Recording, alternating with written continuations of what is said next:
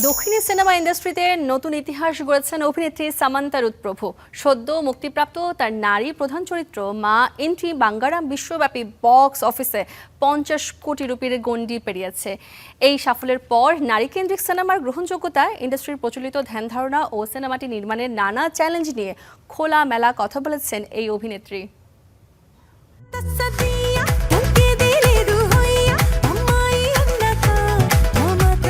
তেলেগু ইন্ডাস্ট্রিতে নারী নির্ভর অ্যাকশন সিনেমার জনপ্রিয়তা খুব একটা দেখা যায় না। এমনকি নায়ক কেন্দ্রিক চলচ্চিত্রের মতো বড় বাজেট, প্রচারণা ও অন্যান্য সুবিধাগুলো সাধারণত নারী কেন্দ্রিক সিনেমার ভাগ্যে জোটে না।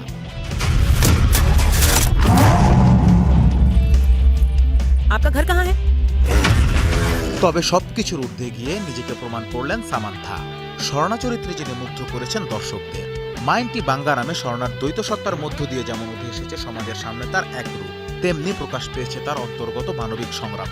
ফলে সিনেমাটি শুধু অ্যাকশন নির্ভরই নয়, আবেগঘন গল্প দর্শকদের আকৃষ্ট করেছে। সিনেমার এই অপ্রত্যাশিত সাফল্য নিয়ে প্রশ্ন করা হলে সামান্থা জানান, আমি এখনও পুরো বিষয়টা উপলব্ধি করতে পারছি না। আমরা সিনেমাটি খুব সীমিত বাজেটে নির্মাণ করেছি। বাজেটের কারণে শুটিংয়ের দিনও যতটা সম্ভব কম রাখতে হয়েছিল। মুক্তির আগে আমাদের সবচেয়ে বড় চিন্তা ছিল বিনিয়োগের অর্থ আদৌ উঠে আসবে কিনা, এমনকি দর্শক সিনেমাটি দেখতে হলে আসবেন কিনা সেটিও নিশ্চিত ছিলাম না, কারণ আমাদের ইন্ডাস্ট্রিতে এ ধরনের সিনেমা খুব কমই সফল হয়।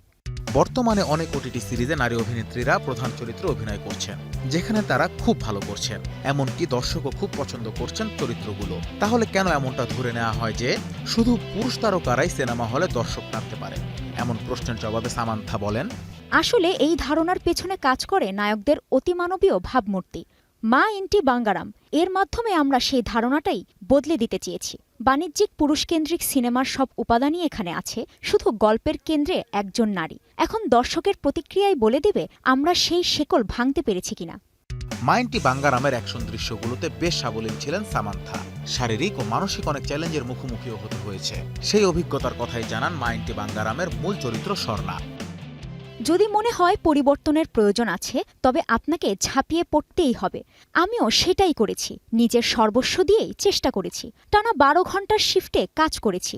বাসের অ্যাকশন সিকোয়েন্স সহ কিছু ফিলার সিন ও ক্লাইম্যাক্স সিন সবকিছু একদিনেই শুট করেছিলাম।